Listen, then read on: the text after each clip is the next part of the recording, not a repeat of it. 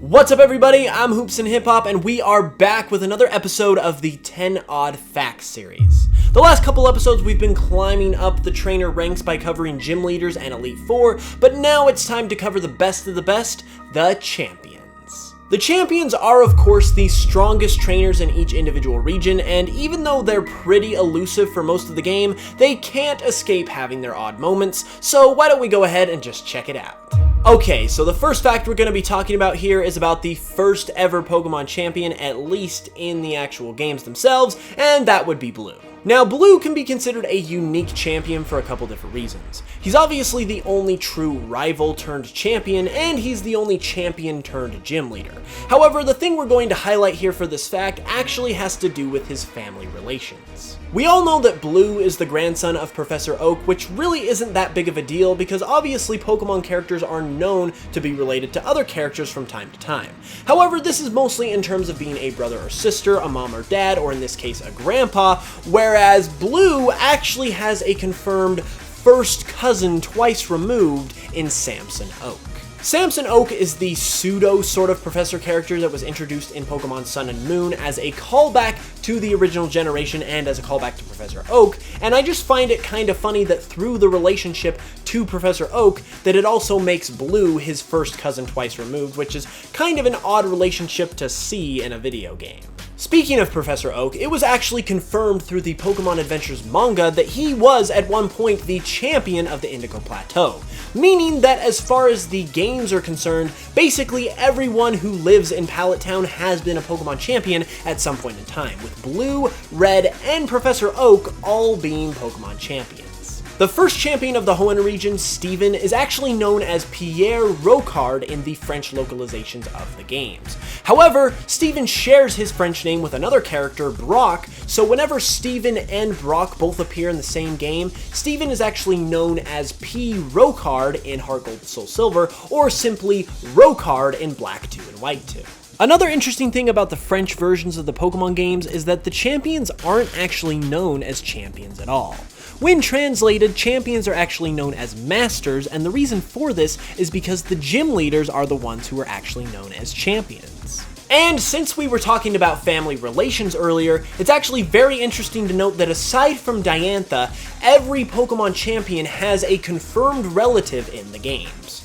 Blue obviously has Professor Oak, Lance has his cousin Claire, Steven has his dad Mr. Stone, the president of the Devon Corporation, Wallace has Lycia, who is his niece, Cynthia has her grandma and grandpa that live in Celestic Town, Alder has his grandson Benga, Iris, while not a confirmed biological relationship, has who she considers to be her grandpa in Drayden, and last but not least in Generation 7, even though there isn't a confirmed true champion, the people who essentially act as the champion in this game are you, who obviously have your relative in your mom. You've got Professor Kukui, who kind of acts as a stand-in champion, who has his wife in Professor Burnett, and in Ultra Sun and Ultra Moon, you obviously have Hao as the stand-in champion, who has his grandpa in Hala. Additionally, if we exclude the Generation 7 champions because they technically aren't champions as I mentioned earlier at the time of the game, every single champion's relative, aside from Wallace and Steven,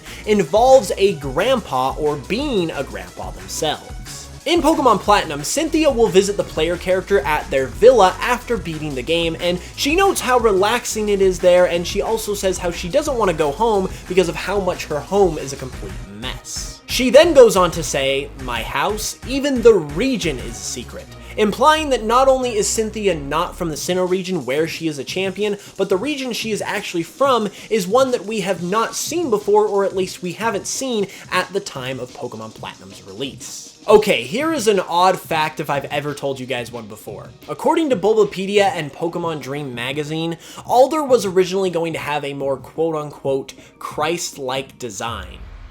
I don't know why you would describe it like that for a Pokemon game, but okay, I guess? Two champions that I've already mentioned in the video, Blue and Hao, since like I said earlier, Hao is sort of a stand-in champion in Ultra Sun and Moon, and he takes that role in the game, actually have a lot of similarities. Number one, they're both rival characters. Number two, they both are 11 years old in the games that they were introduced in. And number three, they both have grandfathers who give you your starter Pokemon. Also, almost every generation of Pokemon features a champion that was promoted to that position from a lower position, with Blue obviously earning that title himself from being a regular Pokemon trainer, Lance previously being an Elite Four member before he was champion, Wallace being a gym leader before he was champion, and Iris also being a gym leader before she was a champion herself in Black 2 and White 2. The only generations that don't feature this are 4 and 6, which just so happen to feature remakes of games that do feature this trend. And of course, obviously Generation 7, but Generation 7 is kind of an anomaly as we've discussed, so we just kind of leave that out. And last but not least, you may have noticed that I've left Diantha off of a couple of these facts that include most of the champions. Well, Diantha is actually very unique in this respect because she is the only champion who doesn't do a lot of things.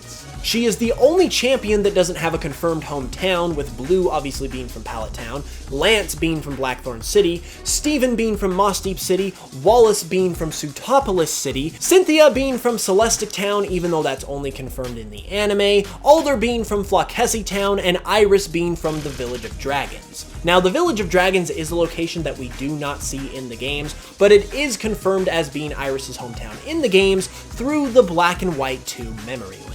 Diantha is also the only champion who doesn't have some sort of relative, as we previously discussed. Being the champion isn't her main role and occupation because she mentions in X and Y to the player that being a Pokemon trainer is something she does in her free time, and she is the only champion, oddly enough, who does not use more than one Pokemon of the same color.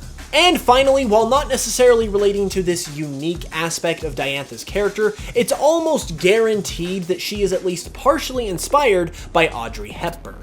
Not only is Diantha a famous actress just like Audrey Hepburn, but if you compare images of Diantha in the anime to images of Audrey Hepburn, they look almost identical, which basically confirms that this is a thing even though Game Freak hasn't come out and said it themselves. And there we have it, everybody. Now, just like every other Pokemon character group, the champions are of course very interesting, and I hope you enjoyed this video, and I hope you learned something new about them.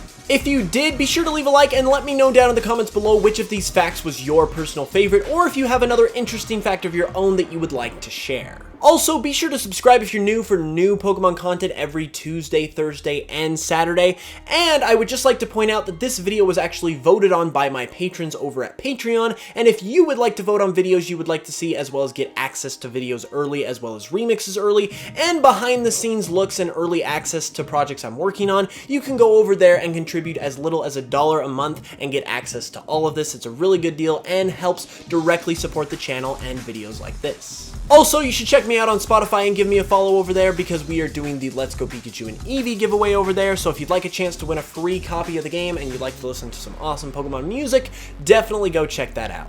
With all that being said though, I will be back on Tuesday for another video, so hit that notification bell so you can know when it goes live, and until then, as always, I will smell you guys later.